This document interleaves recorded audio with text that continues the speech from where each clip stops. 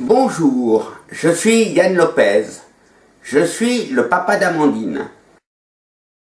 Alors, depuis le temps que je me bats contre la justice, l'ignoble justice du tribunal de Thonon-les-Bains en Haute-Savoie, vous êtes nombreux à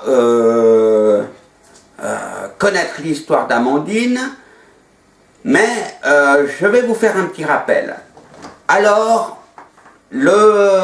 quand ma fille avait 4 ans, elle m'a avoué avoir été agressée sexuellement par son cousin Benjamin Savoureux. Donc le cousin avait 16 ans, ma fille à l'époque des faits avait 3 ans. Donc nous avons divorcé avec mon épouse avant ces révélations. Nous étions en instance de divorce. Et c'est la juge aux affaires familiales, Madame Florence Gady, qui s'est occupée du dossier, secondée par sa greffière, Madame Nathalie Sidel-Pasti. Mais il y a eu une chose hallucinante. Les faits d'agression sexuelle sur ma fille Amandine sont avérés. Elle l'a révélé plusieurs fois. Elle a même révélé s'être fait agresser sexuellement par sa demi-sœur Samantha. Donc, le jour de l'audience avec la juge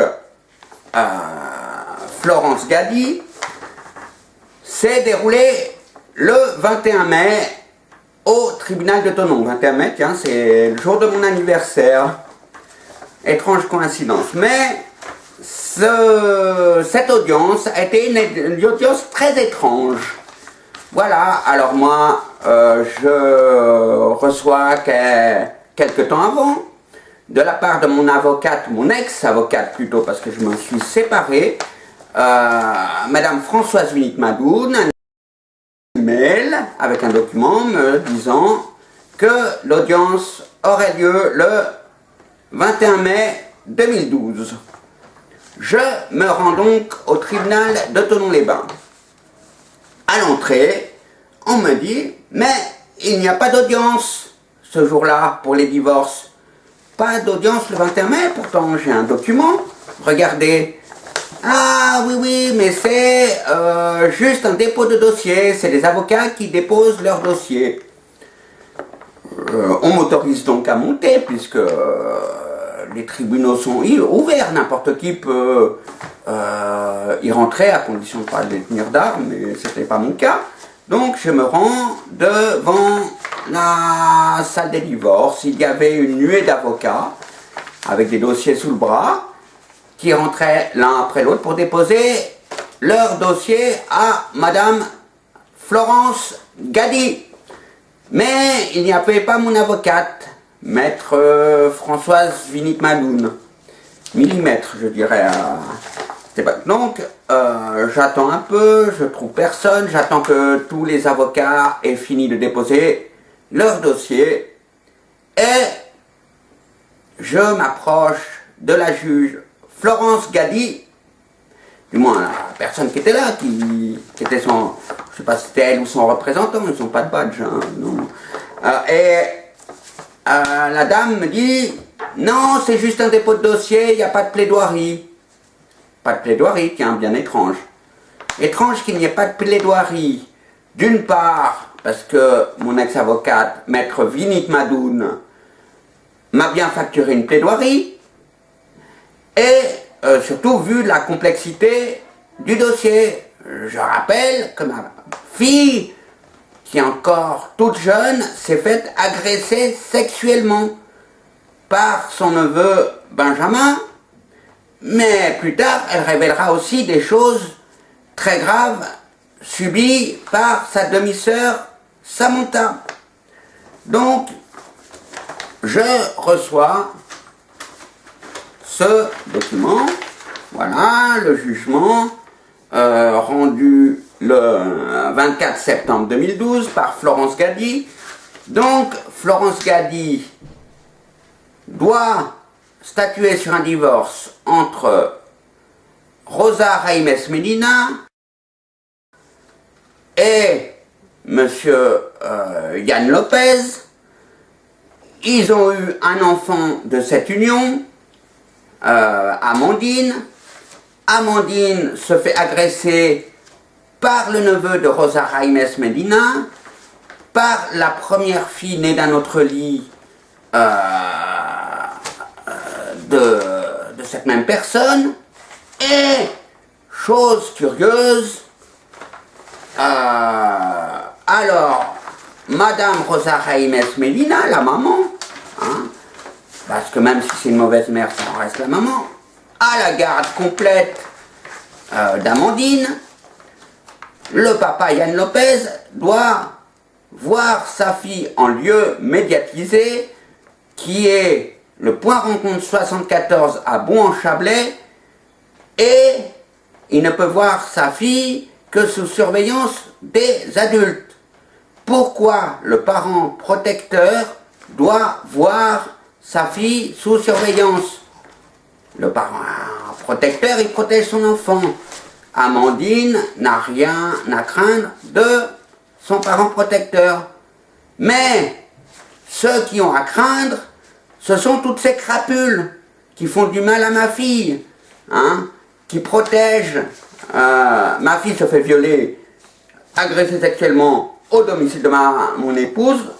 On confie l'enfant à mon épouse. Les surveillants sont là, soi-disant éducateurs, mais je dis surveillants, pour pas que ma fille puisse se plaindre. Elle a quand même réussi à le faire un tout petit peu. Ma fille est maline. Bon, depuis que ma fille a dit juste en 3 mots, a fait comprendre à son papa qu'on lui faisait du mal, son papa n'a plus le droit du tout de voir sa fille.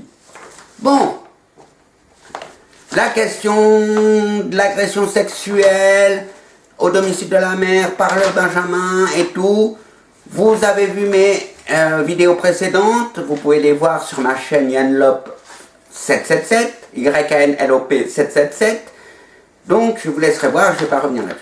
La question qui se pose aujourd'hui, il y a une enfant qui se fait agresser sexuellement au domicile de la mère, on confie l'enfant à la mère, on empêche l'enfant de voir sa fille, et pourquoi il n'y a pas eu de plaidoirie?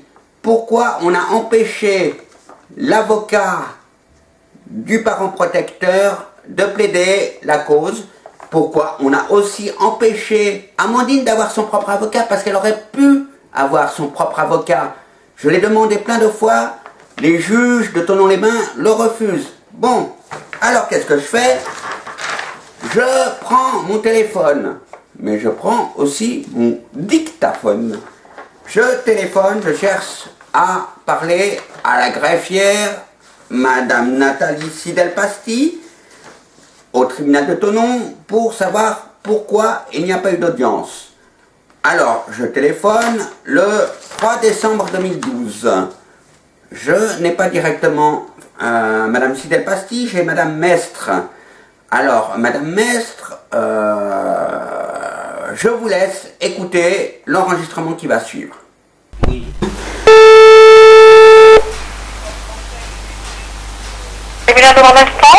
Oui, bonjour, Yann Lopez à l'appareil. Pourrais-je parler au greffier, Madame Sidel-Pasti, s'il vous plaît? Oui.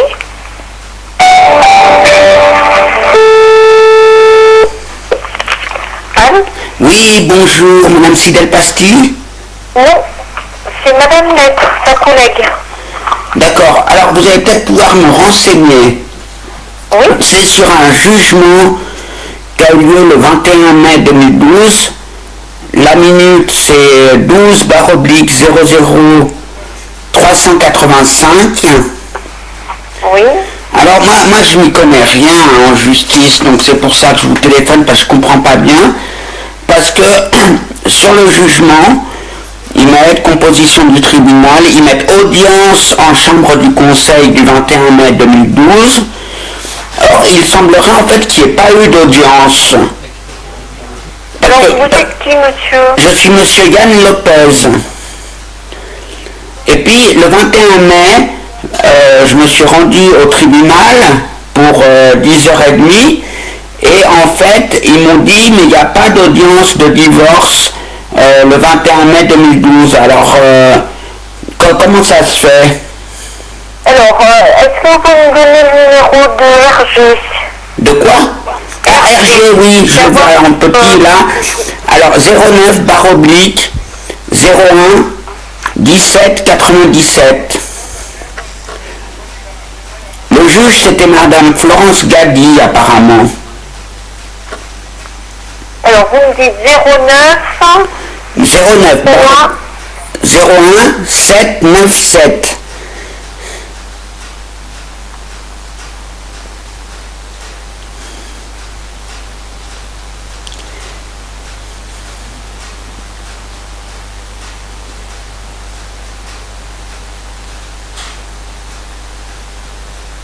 Ça y est, j'ai trouvé le magnétophone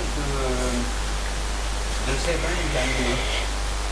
Il faut dépasser la minute. Alors, je suis en train de regarder. Hein. Donc, qu'est-ce que vous voulez savoir? Bah, moi, sur le papier que j'ai reçu de mon avocat, il me met qu'il y a eu une audience en chambre du conseil du 21 mai 2012, et quand je me suis rendu au tribunal le 21 mai 2012, il y a, comment dire, à l'entrée, ils m'ont dit qu'il n'y avait pas d'audience de divorce le 21 mai 2012. Je me suis rendu, je suis quand même rentré, ils m'ont laissé rentrer, à la, comment dire, dans la salle normalement des divorces, je sais pas comment vous appelez ça, il y avait le juge Florence Gadi, et en fait il n'y avait que des avocats qui lui remettaient des dossiers. Alors comment ça s'est passé? Puisqu'apparemment il n'y a pas eu d'audience. Ne quittez pas, hein.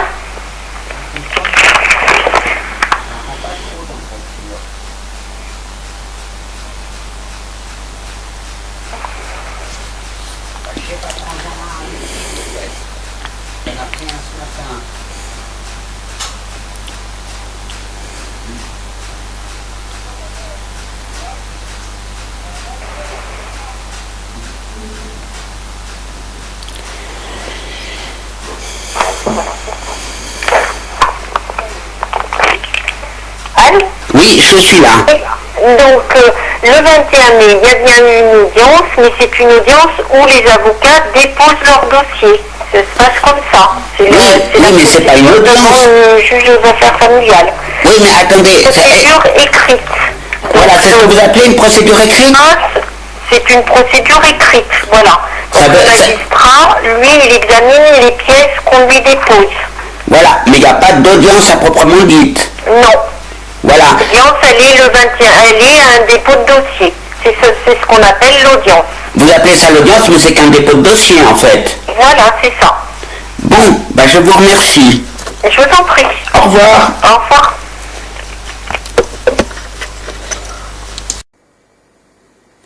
Voilà, donc, Madame Mestre n'a pas donné beaucoup de détails concernant pourquoi il n'y a pas eu de plaidoirie, mais elle nous a bien confirmé dans cet enregistrement que il n'y a pas eu de plaidoirie, que la juge Florence Gadi a jugé son dossier. Donc, sans voir la maman, sans voir le papa, sans voir la victime Amandine.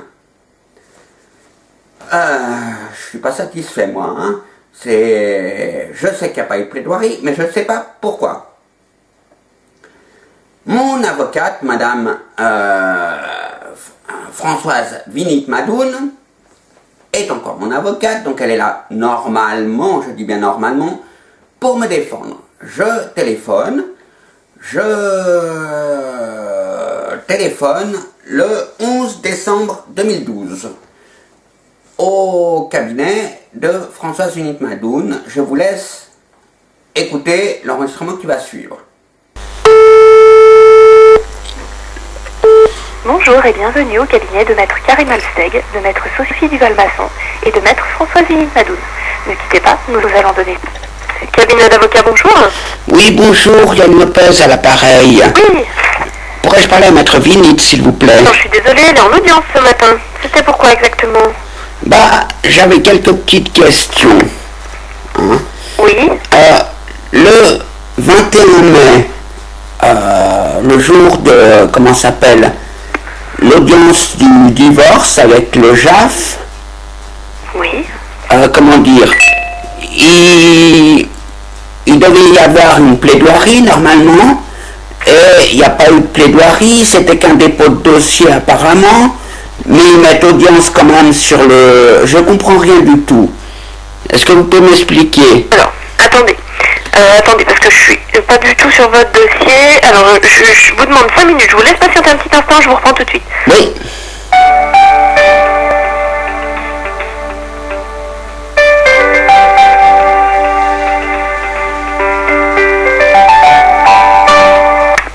Voilà, je vous reprends. Alors, c'est pour le divorce, hein, c'est ça? Ouais, le divorce. D'accord.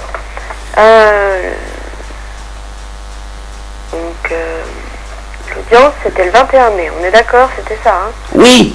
Ouais. Mais en fait, il n'y a pas eu d'audience, puisque moi, je suis allé au tribunal le 21 mai. On m'a dit, il n'y a pas d'audience, c'est juste un dépôt de dossier. Je suis quand même monté, ils m'ont laissé rentrer. Et j'ai vu plein d'avocats qui déposaient les dossiers. J'ai pas vu maître Vinit, qui paraît-il a déposé le dossier un peu plus tard. Et j'ai pu discuter 2 minutes avec la juge. Elle me dit non, c'est juste un dépôt de dossier. Alors pour quelle raison il n'y a pas eu de plaidoirie, alors que dans la convention d'honoraires de maître Vinit, c'était marqué que ça comprenait sa plaidoirie? Je ne comprends plus rien. Est-ce que vous pouvez m'expliquer? Alors, l'audience de plaidoirie, en fait, ça dépend de ce que le magistrat souhaite. C'est-à-dire, sur certains dossiers, il va souhaiter entendre une plaidoirie, justement, où il va souhaiter entendre les 2 avocats qui vont plaider leur dossier et qui vont, voilà, comme dans les films, si vous voulez. Voilà. Voilà. Dans la réalité, ça ne se passe pas du tout comme dans les films. Le magistrat, la plupart du temps, ils ont beaucoup de dossiers. Donc, les avocats, si vous voulez, disent tout ce qu'ils ont à dire dans les conclusions, dans leurs arguments dans les conclusions. Donc, c'est ce qu'on avait fait, puisqu'on a déposé plusieurs fois des jeux de conclusion. Et le magistrat souhaite, en fait, la plupart du temps, avoir un dépôt de dossier. Voilà, tout simplement. Voilà. Donc, maître Florence Gabi... C'est quand même déplacé à l'audience. Alors vous l'avez peut-être pas croisée, mais vous êtes peut-être croisée, et puis elle était peut-être déjà partie, j'en sais rien. Mais voilà, elle s'est quand même déplacée à l'audience le 21 mai 2012. Ouais, mais c'était pas une réelle audience. Et puis moi je suis un peu fâché parce qu'il y avait plein de trucs que maître Vinit ou que le juge a pas pris en compte. Ouais. Par exemple, l'histoire du détective que ma femme vit avec quelqu'un. D'ailleurs qui gagne beaucoup d'argent vu qu'il est manager chez Tefal. Le truc que mon salaire a baissé, ça la juge elle n'y a pas pris en compte. Et tout ça quoi. Oui, alors après, malheureusement, même si nous on donne des arguments et on dit des choses, les juges des fois tiennent pas compte de tout. Et c'est un peu le problème des jugements. Voilà. Des fois les juges, les magistrats, je sais pas pourquoi, ça je peux pas vous dire, mais voilà, on a certains magistrats qui prennent pas tout en compte et voilà.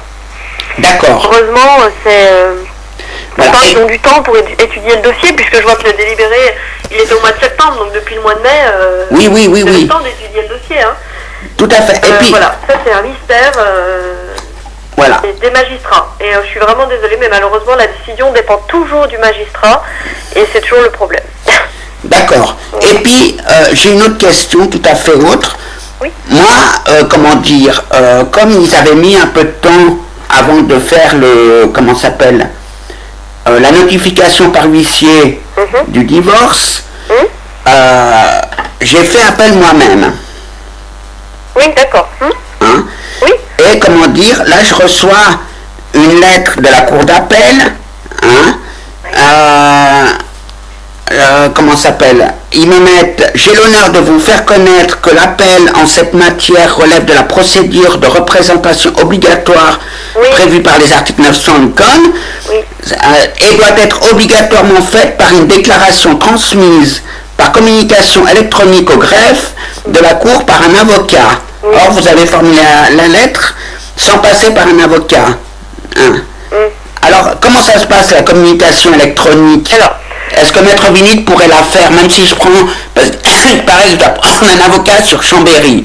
Alors non, à ce moment-là, vous prenez un avocat sur Chambéry, c'est lui qui fera la déclaration d'appel électronique directement. Je suis obligé de prendre un avocat sur Chambéry. Maître Vinit ne peut pas la faire. Avec tout ce que je lui ai donné, je lui ai quand même lâché 12 000 €. Hein. Oui, alors, mais, bon, ça c'est une autre procédure si vous voulez. C'est à nouveau une autre procédure.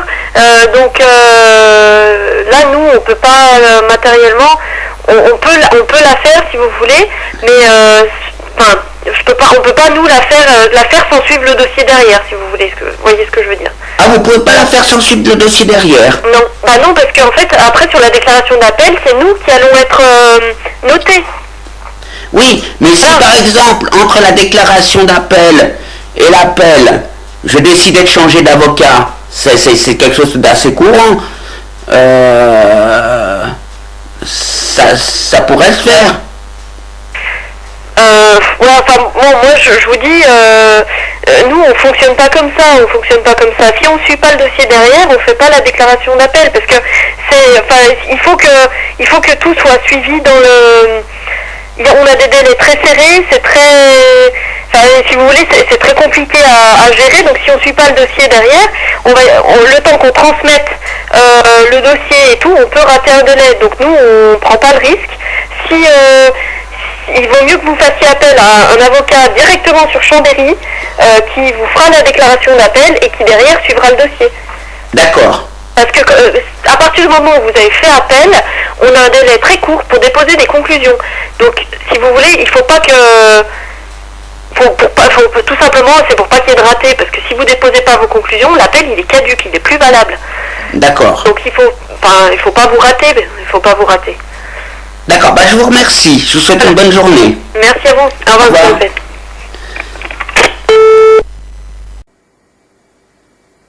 Voilà.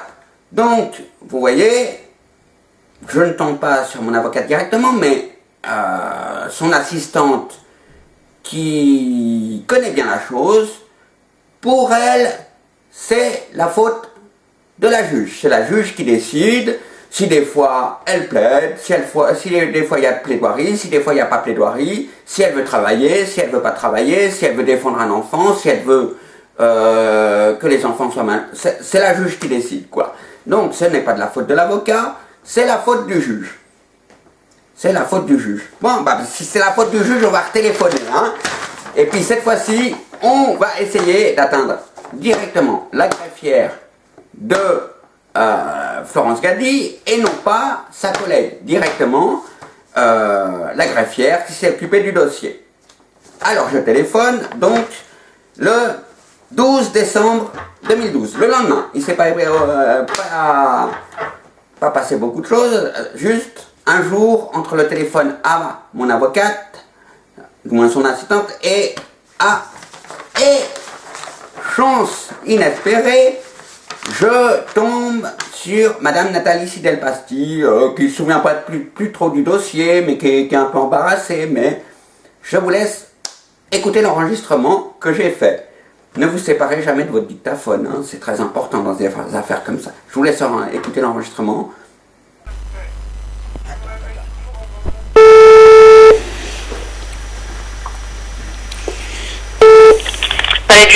Bonjour. Bonjour, Yann Lopez à l'appareil. Pourrais-je parler à la greffière Sidel-Pasti, s'il vous plaît?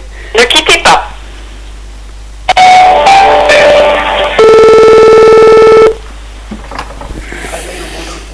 Allô? Oui, bonjour, c'est Madame Sidel-Pasti? Oui. Oui, ici c'est Yann Lopez.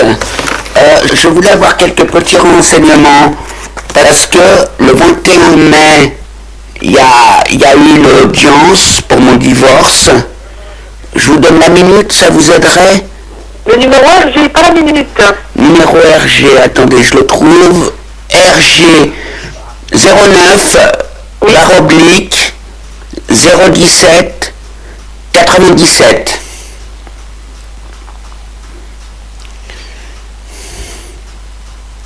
Vous me dites que vous avez trouvé. Oui, je suis dessus. Attendez, je vais sur votre jugement.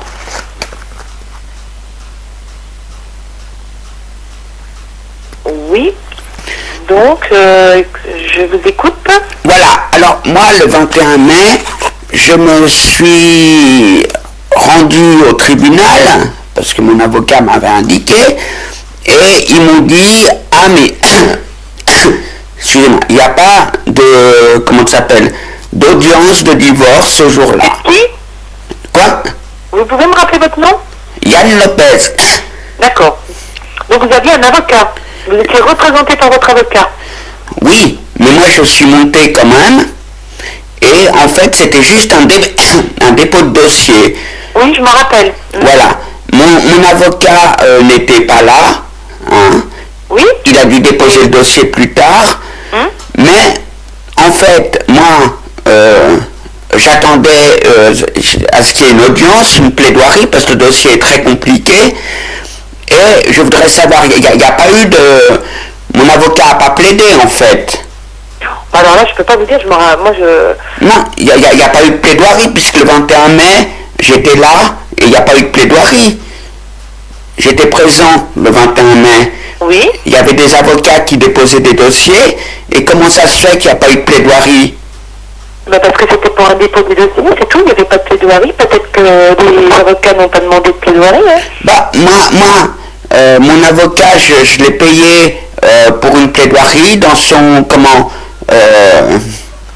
dans sa convention d'honoraires, il y avait la plaidoirie qui était comprise, et je voudrais savoir comment ça se fait. Donc le 21 mai, vous me confirmez qu'il n'y a pas eu de plaidoirie en fait. Ah, je ne sais pas, monsieur.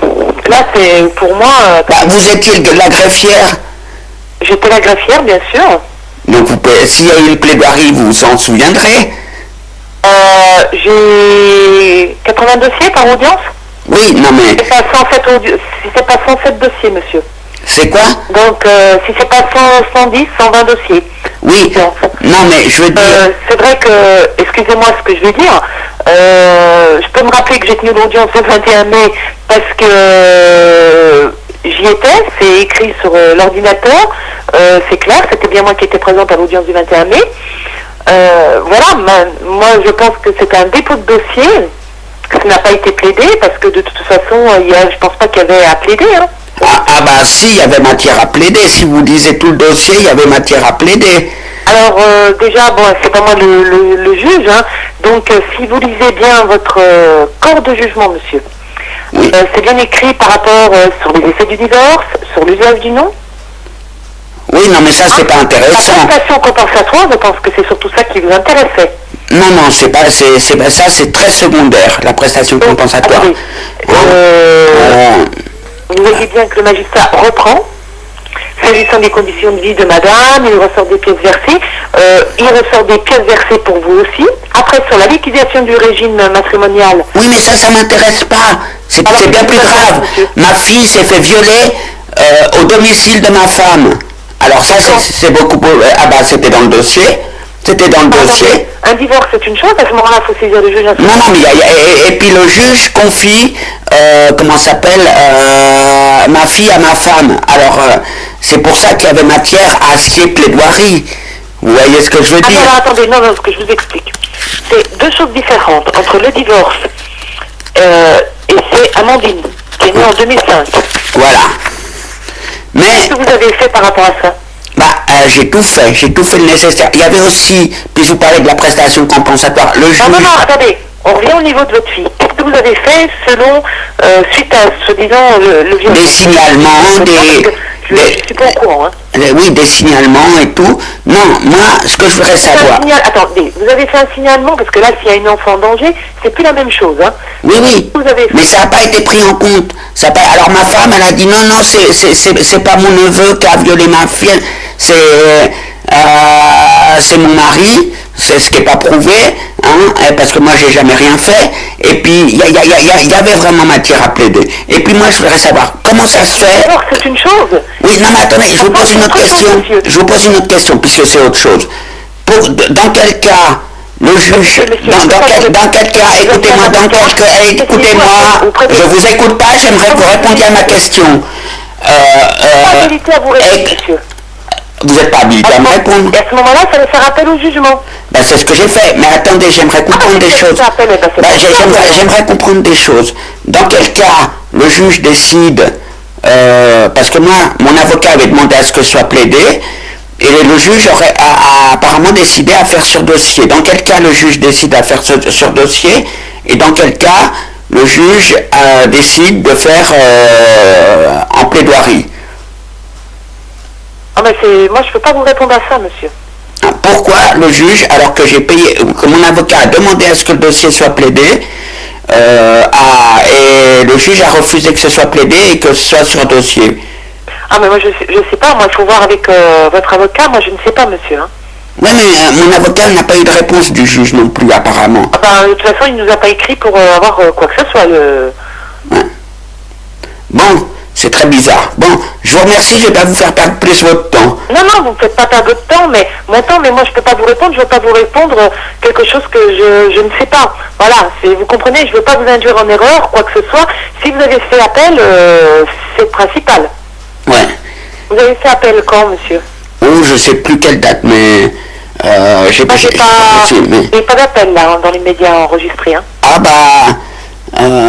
moi j'ai appel, mais j'ai fait appel, et puis j'ai fait appel moi-même, et puis en fait ils m'ont dit il faut passer par un avocat, donc ils m'ont réécrit la cour d'appel comme quoi il fallait qu'un avocat fasse une procédure électronique, donc ce sera fait. La cour d'appel vous a écrit, donc c'est bien ça. Voilà, tout à fait.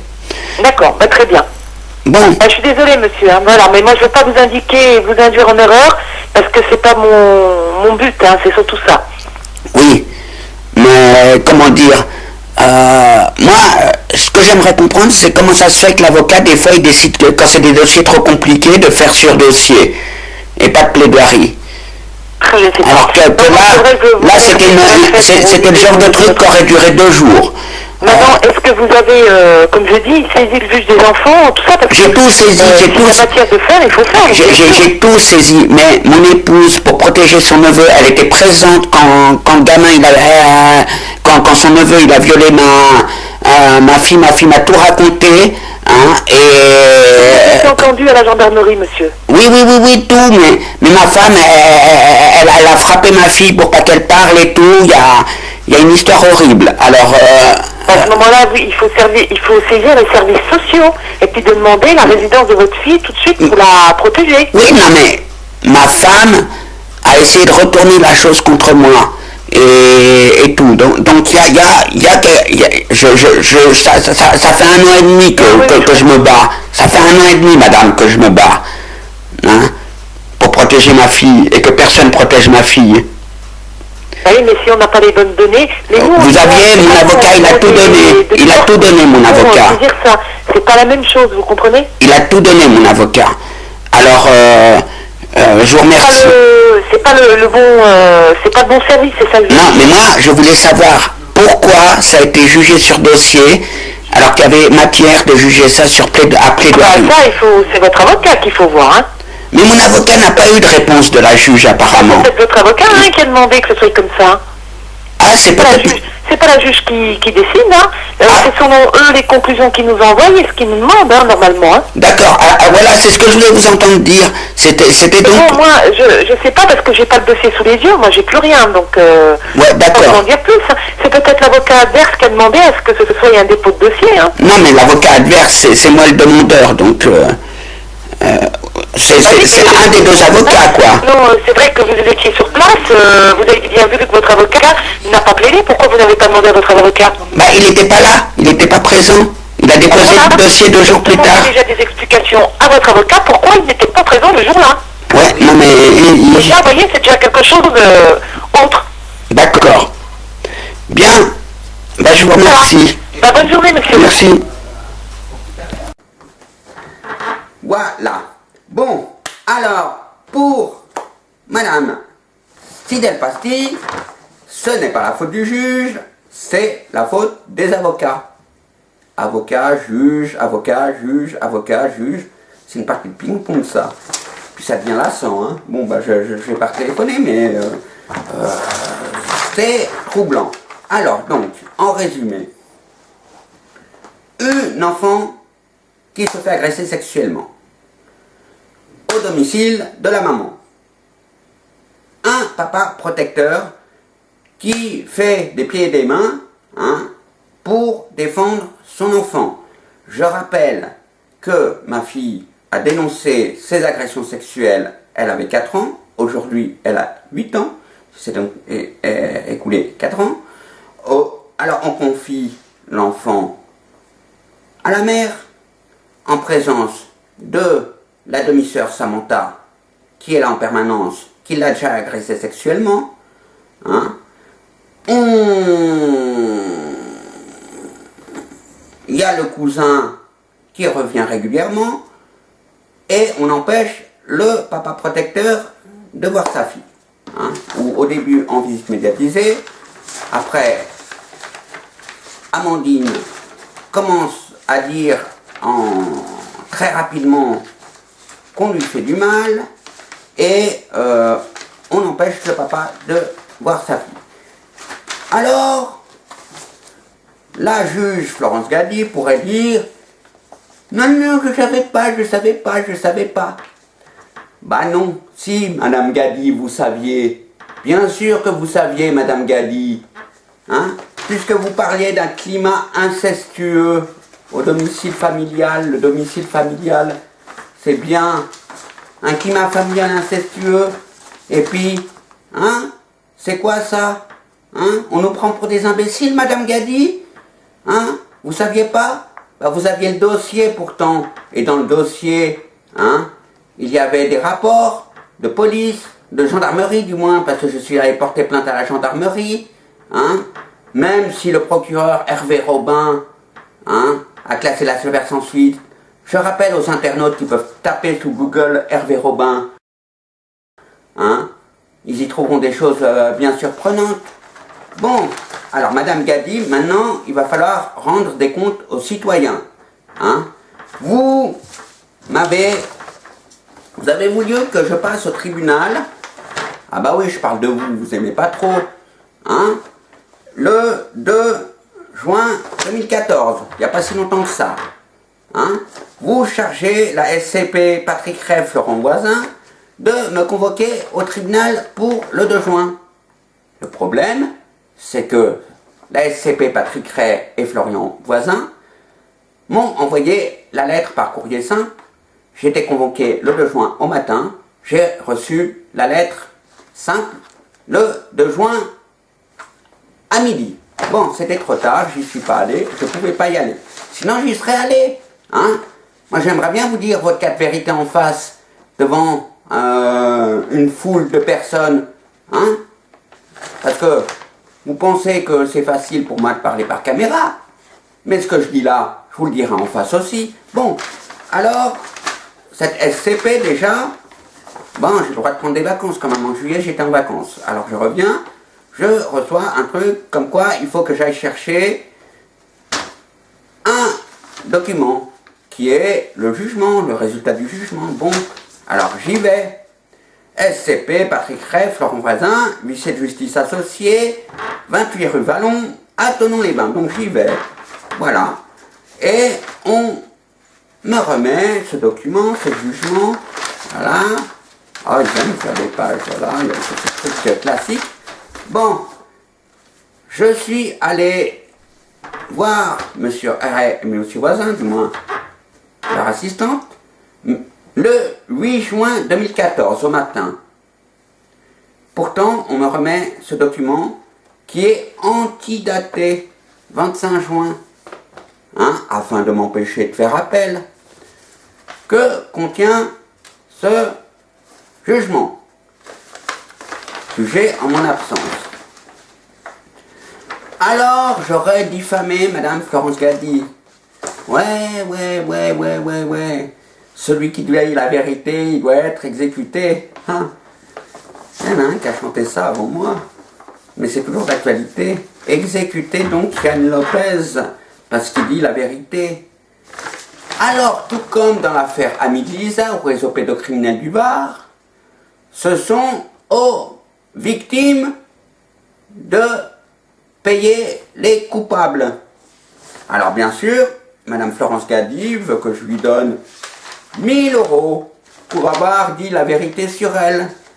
Elle veut que une astreinte, elle veut que je publie ce jugement sur mes pages internet, hein, que je publie sur ma page Facebook personnelle, les 2 pages où je tente de défendre Amandine, ce jugement. Partout où j'ai cité son nom, elle veut que je publie ce jugement. C'est amusant ça, puisque dans ce jugement, il est repris les écrits, une partie des écrits que j'ai faits sur elle. Alors, Madame Gadi, vous allez être très contente. Non seulement j'ai publié ce jugement sur les pages d'Amandine, sur mon profil Facebook, mais également sur pratiquement tous les groupes Facebook anti-pédocriminalité. Voilà, j'espère que vous êtes contente, Madame Gadi, puisque, hein, dans ce jugement, je dis un extrait, vous irez, vous tomberez pas dessus, et puis vous me demandez sinon, hein. Il traite en effet de juge pédocriminel, de juge pourri, parle de la perversité de ce juge crapule qui a fait rentrer sa fille dans un réseau pédocriminel. Eh bien bien sûr, oui, hein, actuellement, hein, ma fille est aux mains de la secte Rétis de Thonon, hein. Il y a Madame Gwenola Lefrayec, soi-disant éducatrice, qui emmène ma fille dans des lieux peu recommandables. Il y a aussi, chose curieuse, le cheikh Tidiane Dioum. Cheikh Tidiane Dioum, oui, c'est un cheikh, un prince. Donc, il y a un prince qui a un travail d'éducateur au sein de cette secte Rétis. Alors, pourquoi un prince irait être éducateur pour un salaire de misère? Je me demande, mais ce cheikh m'a déclaré, hein, dans l'antichambre du juge pour enfants Esther Bissonnier, moi j'ai le droit de prendre, donc lui, il parlait que lui, Cheikh Tidiane Dioum, il avait le droit de prendre ma fille sur ses genoux, mais pas moi. C'est bizarre ça, hein. Je vous posterai l'enregistrement plus tard, hein, dans quelques temps, parce que j'en ai tellement, hein, j'ai au moins 5 gigas de capture. Alors, il y a des trucs bizarres. Et la juge Esther Bissonnier a déclaré récemment la fin de la mesure de la MMO, mais a déclaré aussi, curieusement ça n'a pas été reporté ce jugement, mais, que ma fille Amandine devait continuer à fréquenter la secte Rétis. C'est bizarre. Nous vivons dans un pays qui tue nos enfants, où ceux qui sont censés protéger nos enfants violent nos enfants. Dans quel but? Pour permettre à tous ces grosses légumes, hein, d'éviter de ne pas avoir à aller en Thaïlande pour violer des enfants. Ils les ont sur place, fournis par l'ASE. C'est l'ASE qui, au lieu de protéger vos enfants. Alors, il y a pire dans ce pays, hein, sans rapport direct avec Amandine, mais les bébés nés sous X, hein, ils disparaissent. Les orphelins qui n'ont ni père ni mère, qui a personne pour les réclamer, ils disparaissent. C'est un pays qui va mal. Réveillez-vous, hein. Bien sûr, vos enfants mourront bien. Quand il y a eu la révolution, hein, Danton, Robespierre, hein, tout le peuple avait faim.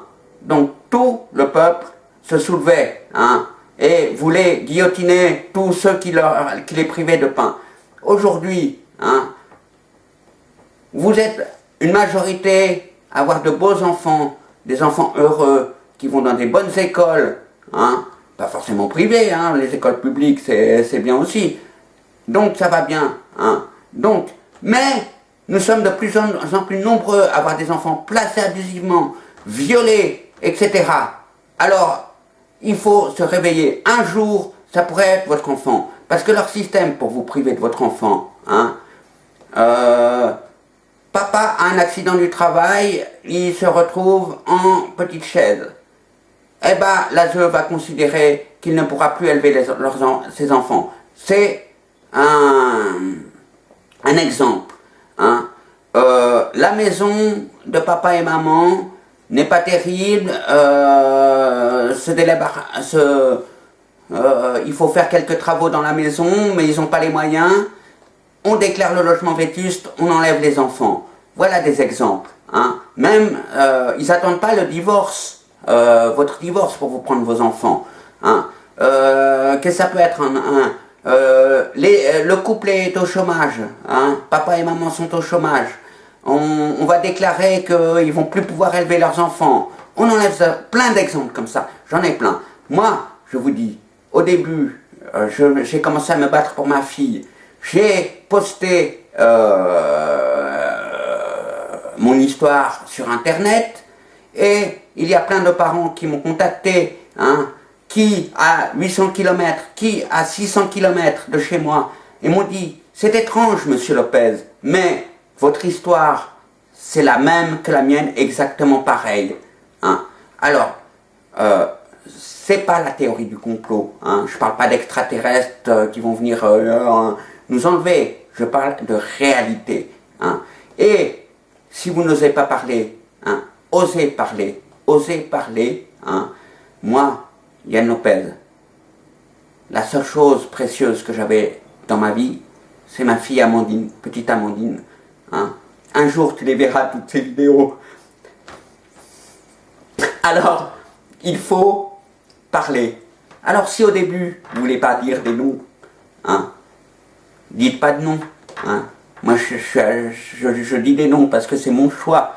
Mais, parlez de votre histoire, même si vous mettez le juge X, au lieu de dire le juge Florence Gadi, mais parlez de votre histoire pour que les gens connaissent. Hein. Montrez-vous, hein.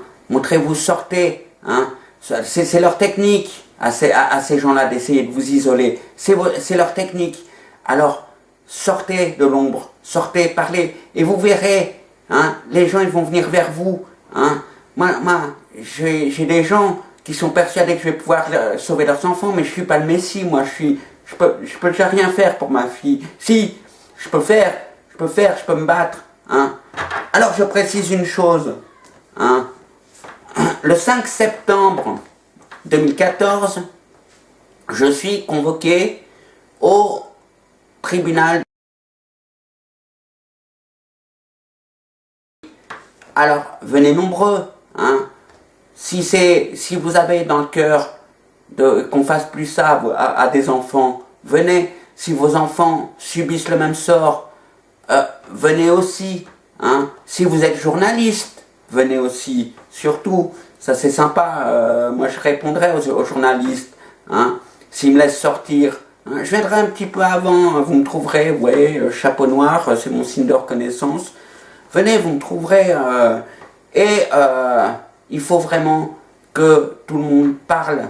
Ne restez pas tout seul, aidez-vous, hein, comme ça. Hein. Ils sont qu'une petite poignée de juges, et c'est pas eux qui vont pouvoir nous dicter notre loi. Alors pour en revenir, hein, bon, bien entendu, hein, je ne me fais pas trop d'illusions, ce qui va se passer. Hein. S'ils me mettent en prison, j'ai préparé un petit quelque chose pour bon, s'il m'arrive quelque chose, il y aura quelque chose. Regardez ma page Facebook, hein. Yann Manuel Lopez, hein. Il y a un petit dessin animé sur mon avatar, mais je commence à être connu. Alors, voilà. Il conviendra également de condamner M. Yann Lopez de publier le dispositif de la présente sur sa page Facebook.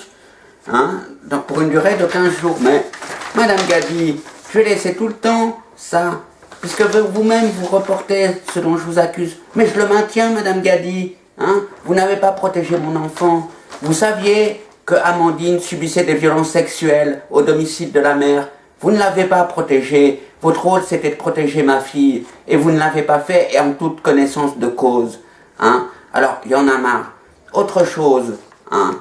Les 3 enregistrements téléphoniques que vous avez vus, je les ai envoyés à Monsieur Louis Mermet, qui était bâtonnier des avocats. Hein. Bah oui, parce que mon avocate, hein, elle a fait semblant de me défendre par la suite, devant le juge pour enfants, hein, Esther Bissonnier, hein, avant elle, Blandine Fressard.